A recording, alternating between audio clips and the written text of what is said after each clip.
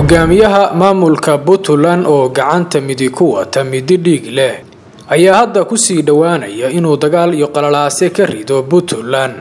Dani oo dhowr dagaal ka riday gudaha Puntland ayaa doonaya inuu gudoomiyaha baarlamaanka Puntland ka dhigto dhabihii uu mari lahaa muddo kororsiga uu doonayo.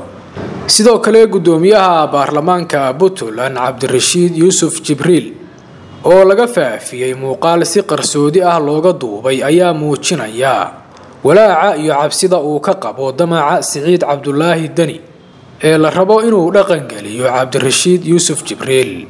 in yar ila daawo muuqaalka cabsida badan ka muuqato ee laga duubay gudoomiyaha baarlamaanka Puntland. magaxta madaxweyne cidna ma ogala waxa kaana saynaa nimanka shaqada gacanta ku hayay ayaan tagay ninka miskiinka ah inay reer sanaad ku wareegaysa baash beesha jirtay dadii ilaa ya Abdullaahi ilaa Siciid intii madaxweyneysay gashay maalin walba baarlamaanka waa la weerarayo nin gudoomiye reer sanaad waa inta loo wareejiyay ninka tolka miskiinka gudoomiyaha baarlamaanka reer sanaad bay arkaan haddii maadaama hadday qaadan karaan. muuqaalka qarsoodiga ah ee laga duubay gudoomiyaha baarlamaanka Puntland Cabdirashiid Yuusuf Jibriil wuxuu ku sheegayaa in ay soo wajahday xaalad cabsi ah sabab la xiriirta khilaafka ka taagan doorashada Puntland. sidoo kale hadalka gudoomiyaha waxa ku jirtay inuu yahay nin maskiin ah oo reer Sanaag ah ayna dul saaran tahay 80 gaari oo tigninko ah dushiisa isagoo sheegay inay mucaaradka Puntland leeyihiin awood ay ku afduubtaan gudoomiyaha baarlamaanka Puntland. hadalka gudoomiyaha baarlamaanka Puntland ayaa ku soo aadaya xili 20kii bishii la soo dhaafay ee June ee sanadkan ay mucaaradka Puntland weerareen xarunta baarlamaanka Puntland oo xilligaas ka socday kalfadhi ay lahaayeen baarlamaanka Puntland oo la doonayay in wax looga bedelo dastuurka Puntland. markaas oo uu Garowe ka dhacay dagaal culus oo dhex maray ciidanka amar qaata madaxweynaha Puntland Dani iyo ciidanka mucaaradka. welina waxa Garowe ku wada sugan labadii ciidan ee ku dagaalamay. sidoo kale hadalka gudoomiyaha baarlamaanka Puntland wuxuu u muuqdaa mid uu isaga dirayo ergada la joogta wuxuuna eedda u leexinayaa Dani.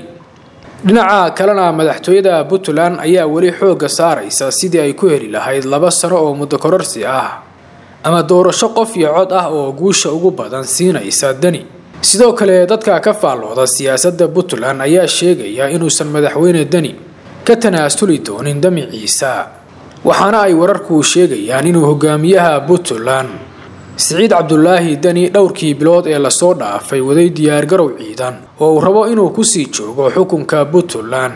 Dani ayaa ah hogaamiye aaminsan siyaasad hubaysan iyo in xukunka xoog lagu haysto taasoo khatar ku ah jiritaanka maamulka Puntland.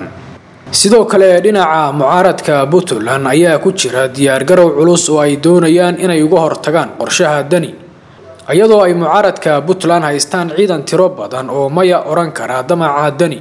si gaar ah ciidanka BSF waa cudud weyn oo Dani wax u dhimi karta iyadoo la xasuusto dagaalkii Boosaaso ku dhex maray Ilmo Diyaano iyo Dani.